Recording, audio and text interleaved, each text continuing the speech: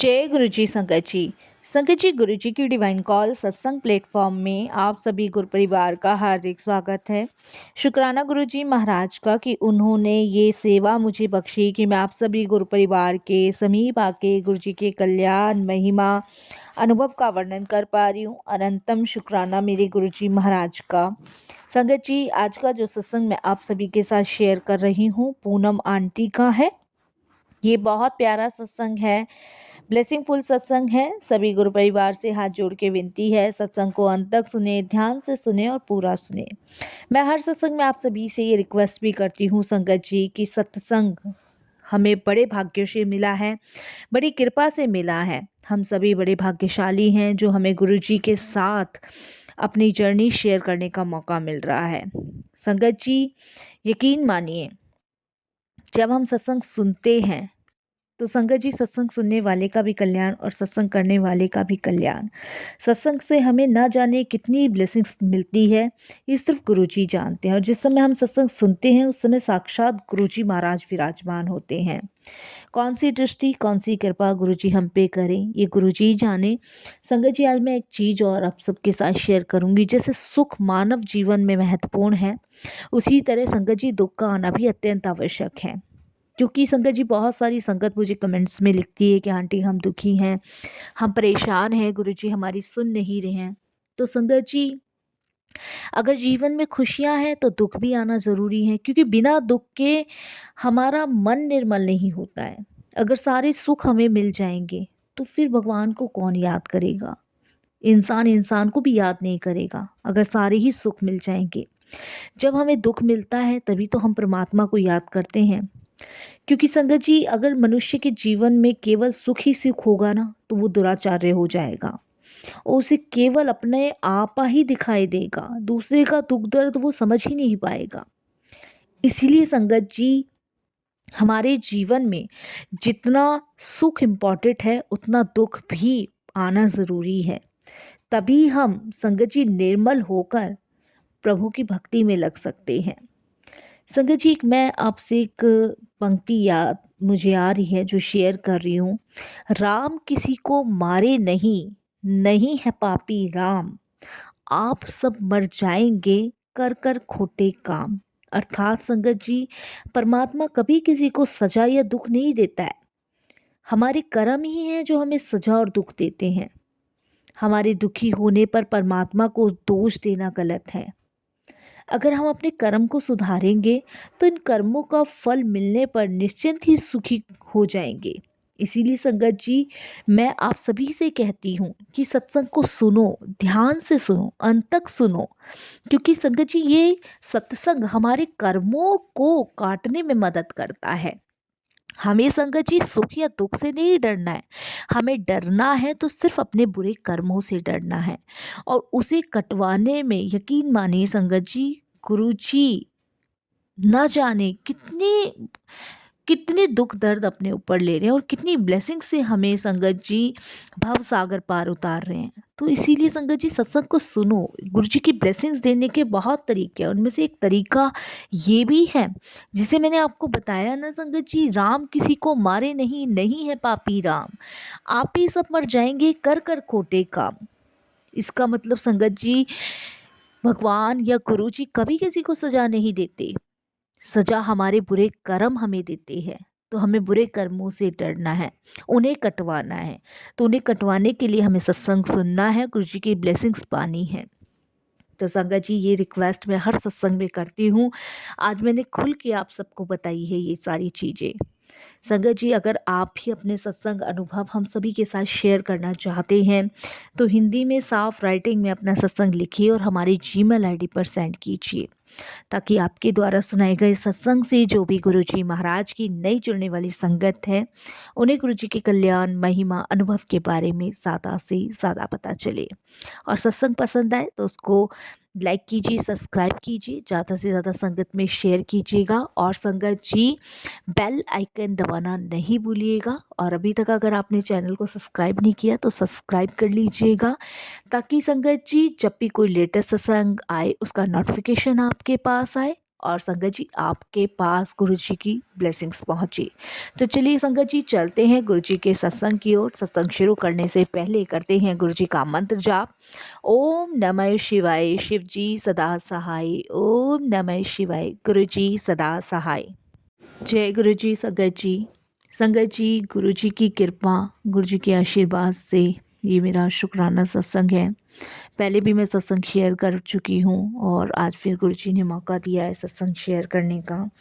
तो कोई भी भूल चूक हो साथ संगत जी मुझे माफ़ कीजिएगा। मैं अपना सत्संग गुरु जी के मंत्र जाप से शुरू करूँगी।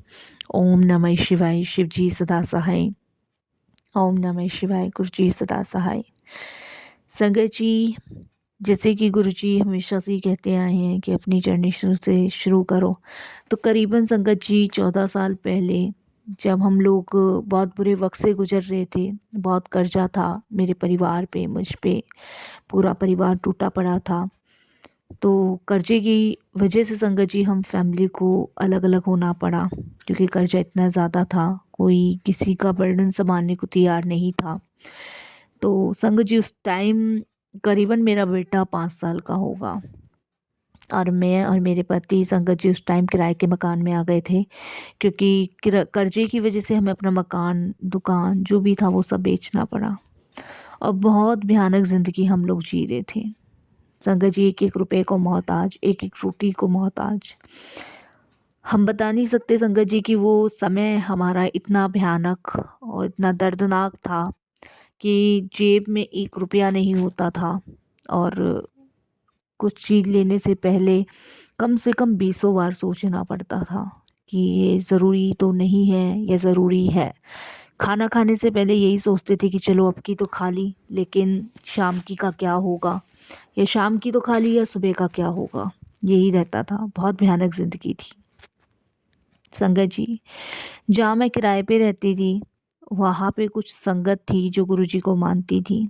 उन्होंने मेरा दुख परेशानी देखी और उनसे रहा नहीं गया, या ये कह सकते हैं कि शायद गुरुजी का बुलावा था, गुरुजी का बुलावा मेरे लिए आया था। और उन्होंने संगत जी जब मुझे इतना परेशान देखा तो गुरुजी के बड़े मंदिर चलने को कहा। उन्होंने मुझे ये कहा कि आप एक बार गुरुजी के बड़े मंदिर चलो, जो भी आपकी ज़िंदगी में तूफ़ान आया है, जो भी परेशानी समस्या चल रही है, जो आप दुख में इतना जी रहे हैं, वो सब वहाँ पे जाने के बाद बस ख़त्म हो जाएगा, सिर्फ आप एक बार चल लो। तो वो जो संगत थी संगत जी गुरुजी की, वो एक बस करके लेके जाते थे। बस का किराया 200 या 300 रुपये होता था, मुझे ठीक से याद नहीं है संगत जी, पर झूठ नहीं बोलूँगी। उस टाइम संगत जी जब रोटी खाने के लिए पैसे नहीं थे, सोचना पड़ता था रोटी का निवाला मुंह में लेने से पहले, तो आप अंदाज़ा लगा सकते हैं कि उस समय मेरे पास 200 रुपये भी कहाँ से आएंगे। तो आप अंदाज़ा लगा सकते हैं कि कितने दुख भरे दिन थे। पैसे बच ही नहीं पाते थे, जितने पैसे आते थे वो खर्च हो जाते थे। तो बड़े मंदिर कैसे जाती। शायद फिर मुझे लगा कि शायद अभी गुरुजी का बुलावा नहीं है। फिर संगत जी कुछ ऐसा हुआ कि मैं अपने दुख परेशानियों में लगी रही, उलझनों में पिसती रही, और संगत जी इतने में मैं गुरुजी के दरबार नहीं जा पाई। उन्होंने 2-3 दफ़े मुझे कहा, लेकिन मैं नहीं जा पाई। संगत जी मेरे पास कोई गुरुजी का स्वरूप भी नहीं था और मुझे कुछ पता भी नहीं था। दिन निकलते गए, कैसे निकलते गए मुझे नहीं पता, और संगत जी मेरे दिमाग से गुरुजी एकदम से ओझल हो गए। भले ही मेरे दिमाग से गुरुजी ओझल हो गए थे, लेकिन संगत जी गुरुजी ने तो शायद मुझे पहले ही थाम लिया था। उन्होंने तो पहले ही मेरा हाथ थाम लिया था। वो कहते हैं ना संगत जी कि हम भूल जाते हैं, लेकिन भगवान ईश्वर हमें नहीं भूलते। धीरे धीरे हम परेशानियों से निकलते गए। फिर संगत जी एक टाइम ऐसा आया कि हमारे हिस्से का 2020 में सुख, प्यार, मान सम्मान, पैसा, परिवार सब कुछ मिल गया और अपना घर भी हो गया। अब जहाँ मैं रहती हूँ ना संगत जी, बाय लक वहाँ पे गुरुजी की बहुत सारी संगत है, बहुत सारी संगत। संगत जी जिस बिल्डिंग में मैं रहती हूँ वहाँ पे गुरुजी के मंथली सत्संग होते हैं। उन्होंने सत्संग में मुझे भी बुलाया, सबने मिलके बुलाया। संगत जी मैं एकदम से कंफ्यूज हो गई कि ये कौन से गुरुजी का सत्संग है, क्योंकि मैं तो लड्डू गोपाल जी को बहुत मानती हूँ, लड्डू गोपाल जी की पूजा करती हूँ। मेरे पास कोई नाम पता कुछ था ही नहीं, पहले भी मुझे गुरु जी का बुलावा आया था। तो संगत जी, सभी संगत ने मुझे बुलाया और उनके बुलाने के बाद मैंने अपने हस्बैंड से कहा, तो मेरे हस्बैंड कहते हैं कि कोई बात नहीं, तुम होकर रहो। ठीक है, हम लड्डू गोपाल जी को मानते हैं, लेकिन सम्मान सबका करना चाहिए। और संगत जी, मैं गुरु जी के सत्संग में गई, फर्स्ट टाइम गई। तो जब मैं गुरु जी के सत्संग में गई, फर्स्ट टाइम गई, तो मैंने गुरु जी का स्वरूप देखा। और ना जाने संगत जी मुझे कैसा महसूस हुआ, क्या फ़ील हुआ, मैं नहीं बता सकती। लेकिन मुझे बहुत अच्छा सा लगा और ऐसा लगा जैसे कि शायद पहले भी मैं गुरुजी को मिल चुकी हूँ। गुरुजी पहले भी मुझे मिले हैं। मैंने गुरुजी को पहले भी कहीं देखा है, या गुरुजी के साथ मैं अब से नहीं जुड़ी, काफ़ी समय से जुड़ी हूँ। ये सब मुझे उस सत्संग में फ़ील हो रहा था, पहले सत्संग में। लंगर प्रसाद किया, चाय प्रसाद किया, बड़ा अच्छा सा लगा और मैं घर आ गई। मेरे हस्बैंड ने पूछा कि कैसा लगा सत्संग, तो मैंने उनको कहा कि पता नहीं, मुझे इतने सालों में पहली बार एक ऐसा एहसास हुआ है जैसे कि इन गुरु से मेरा कोई रिश्ता है, कोई नाता है। तो मेरे हस्बैंड कहते हैं कि क्या पागलों जैसी बातें कर रही है। मैंने कहा नहीं, मैं सच बोल रही हूँ। आपको ध्यान है जब हम रेंट के घर में रहते थे और कितने दुख भरे टाइम से गुजर रहे थे, तो उस टाइम वहाँ पे भी कुछ लोग थे जिन्होंने हमें गुरुजी के पास चलने को कहा था, लेकिन उस टाइम हमारे पास पैसे नहीं थे तो हम नहीं गए थे। और ये मुझे वही गुरुजी लग रहे हैं, पता नहीं क्यों लग रहा है, क्योंकि उन्होंने भी बड़े मंदिर का कहा था और ये भी बड़े मंदिर के ही गुरुजी हैं। तो मुझे ऐसा क्यों लग रहा है कि ये गुरुजी वही गुरुजी हैं। तो मेरे हस्बैंड मुझे एकदम से कहते कि ये तुम्हारा वहम होगा। मैंने कहा नहीं, मेरा वहम नहीं हो सकता, मुझे बिल्कुल श्योर हूँ मैं कि उस टाइम उन लोगों ने भी मुझे बड़े मंदिर के लिए कहा था। बड़े मंदिर बस जा रही थी जब 200 या 300 रुपये हमारे पास नहीं थे। तो मेरे हस्बैंड कहते चलो छोड़ो, तुम्हें क्या लेना, तुम्हें अच्छा लगा ना, मुझे शांति मिली ना। मैंने कहा हाँ, मुझे बहुत शांति मिली। और यहाँ इनके यहाँ मंथली सत्संग होते हैं। सोसाइटी में भी बार बार लोग कोई ना कोई सत्संग करवाते ही करवाते हैं। तो मैं तो अब हर बार जाया करूँगी। तो संगत जी, मैं हर बार गुरुजी के सत्संग में जाना मैंने शुरू करती रही और गुरुजी से कनेक्ट हो गई। फिर एक दिन संगत जी, मैंने अपने हस्बैंड के सामने एक इच्छा प्रकट करी कि मुझे गुरुजी के बड़े मंदिर जाना है। तो मेरे हस्बैंड कहते हैं कि मेरे पास तो टाइम है नहीं, मैं तो जा नहीं पाऊँगा। तुम अपनी संगत मंडली से पूछ लो, अगर वो जाएँ तो ले जाएँ तुम्हें। तो मैंने संगत जी सबको पूछा, सबने मुझे मना कर दिया। तो मैंने अपने हस्बैंड को कहा, तो मेरे हस्बैंड कहते हैं कि ठीक है, फिर सोमवार को चलेंगे। मेरे हस्बैंड ने सोमवार का ऑफ लिया और सोमवार को हम एड्रेस लेके पहली बार गुरुजी के दरबार गए। और पहले सत्संग में अटेंड कर ही चुकी हूँ संगत जी की।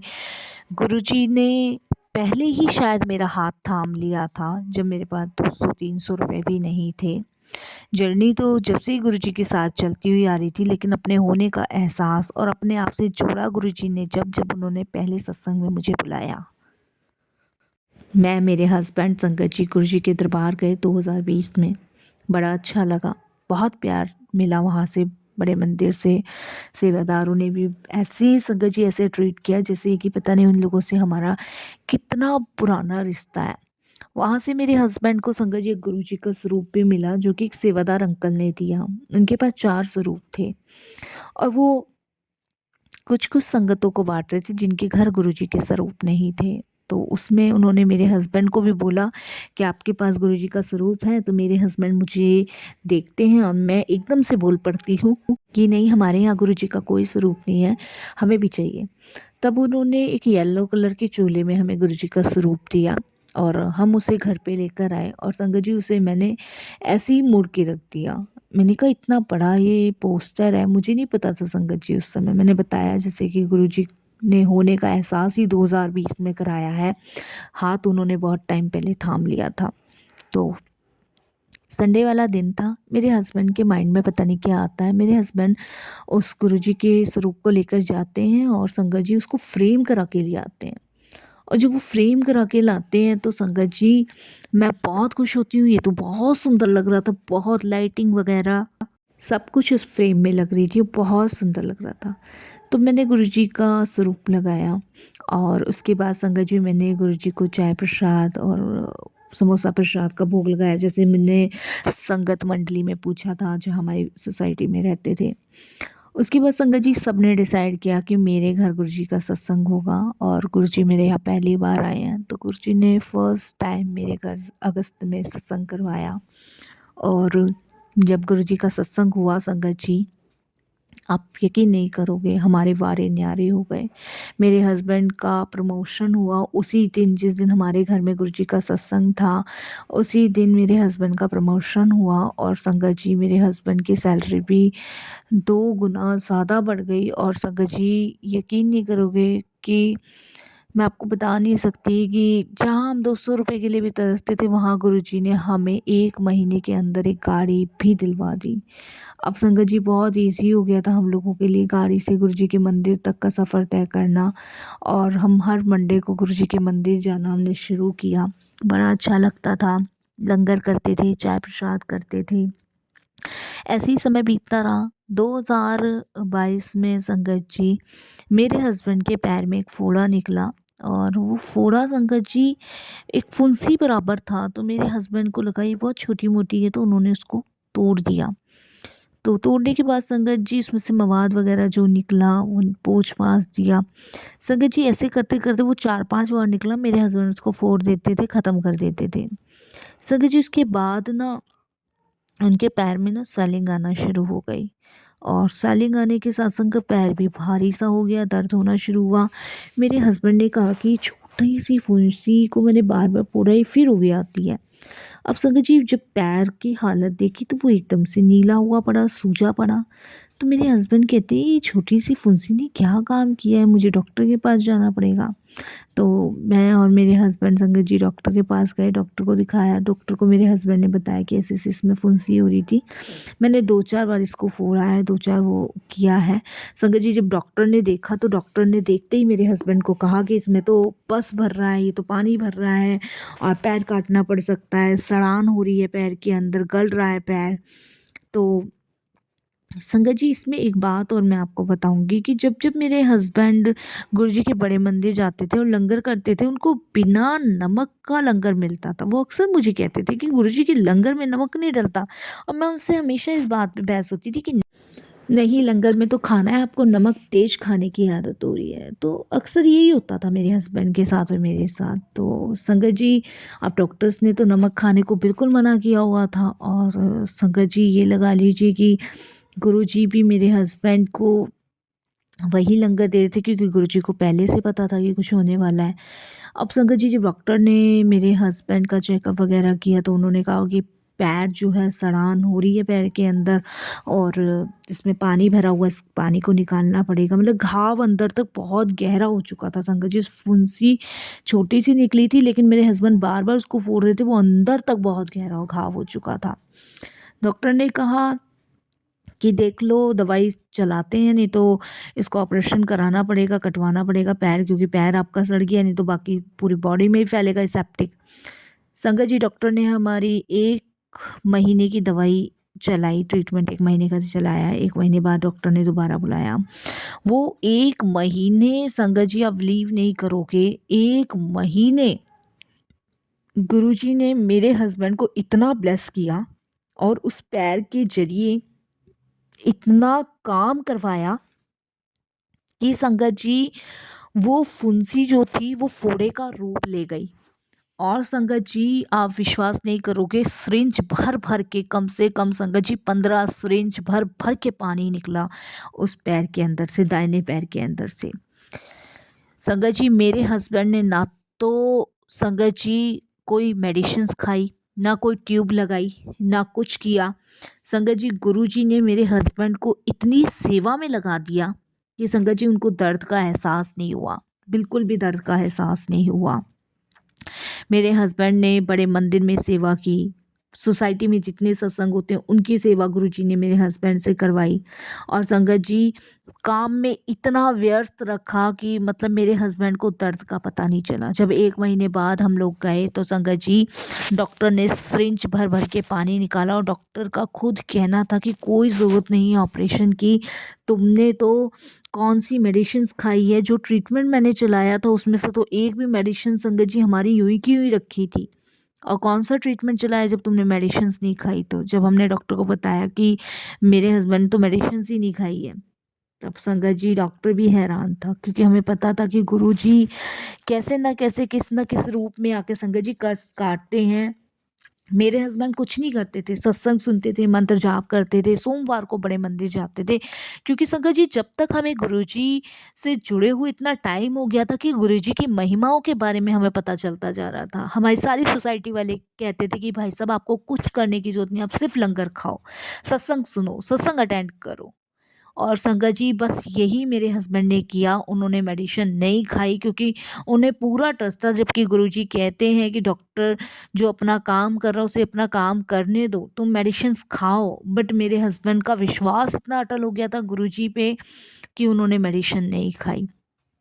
संगत जी, गुरुजी का आज भी वो स्वरूप हमारे घर लगा हुआ है जो फर्स्ट टाइम आया था, और ऐसा लगता है जैसे गुरुजी साक्षात विराजमान है। और वो बार बार एक ही शब्द कहते हैं कि तुम चिंता ना करो, मैं तुम्हारे साथ हूँ। तो गुरुजी ने तो बहुत सारी चीज़ों से हमें निकाल के यहाँ तक लाए, और आज जो भी हमारे पास है वो ए टू जेड गुरुजी की कृपा से हमारे पास है। संगत जी, नहीं तो हमारे इतने बुरे कर्म थे कि हमें लगता ही नहीं था कि हम कभी इन समस्याओं से, इन परेशानियों से बाहर निकल पाएंगे। तो गुरुजी ने कब जीवन में आके चीज़ें चेंज की, किस्मत बदली, फिर गुरुजी ने एक बेटी भी मुझे ब्लेस की। और गुरुजी की कृपा से संगत जी आज मेरे पास 2 बच्चे हैं। तो मैं शुक्राना करती हूँ गुरुजी का, बहुत बहुत शुक्राना कि वो अपनी संगत का इस तरीके से ध्यान रखते हैं, ख्याल रखते हैं। और बस यही है संगत जी कि सब कर्मों का खेल है, और जो किया है वो भोगना है। और भी बहुत सारे सत्संग है संगत जी की, कैसे कैसे गुरुजी ने ब्लेस किया है, कैसे कैसे उन्होंने सारी छोटी बड़ी इच्छाएं पूरी की है।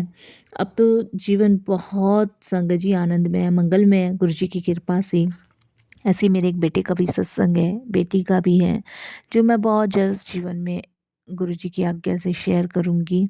और बस यही कहूँगी कि सातों जन्म गुरुजी अपने चरणों से लगाए रखना और अपने अंग संग लगाए रखना। सच में संगत जी, जैसे हम लोग ठाकुर जी को रखते हैं ना, उस रूप में ठाकुर जी ने हमें गुरुजी बख्शे। इसके लिए ठाकुर जी महाराज का भी शुक्राना, गुरुजी का भी शुक्राना। संगत जी, मैं लड्डू गोपाल जी को और गुरुजी को एक जगह ही बिठाती हूँ, क्योंकि मुझे पता है कि गुरुजी में ही ठाकुर जी हैं, ठाकुर जी में ही गुरुजी हैं। लड्डू गोपाल, गुरुजी सब एक ही हैं। बस अपने भाव से, अपने मन से, अपनी श्रद्धा से आप भगवान को याद करें, समर्पण करें, तो बस आपको सब एक नज़र आएँगे। वो कहते हैं ना संगत जी, एक ओंकार जब हृदय में उतरता है ना, तो सब एक नज़र आते हैं। जब तक एक ओंकार हृदय में नहीं उतरेगा तब तक आपको सब कुछ अलग अलग नज़र आएगा। तो वो एक ओंकार का उतरना बहुत ज़रूरी है हृदय में संगत जी। बस संगत जी, अब मैं वाणी को यही विराम दूंगी गुरुजी के मंत्र जाप के साथ। ओम नमः शिवाय, शिव जी सदा सहाय। ओम नमः शिवाय, गुरुजी सदा सहाय। जय गुरुजी, शुक्राना गुरुजी, धन्यवाद गुरुजी कि आपने मेरे हस्बैंड को ब्लेस किया और हमें इतनी सारी समस्याओं से बाहर निकाला, इतने बुरे समय से बाहर निकाला। गुरुजी, कोटि कोटि दान शुक्राना। जय गुरुजी संगत जी।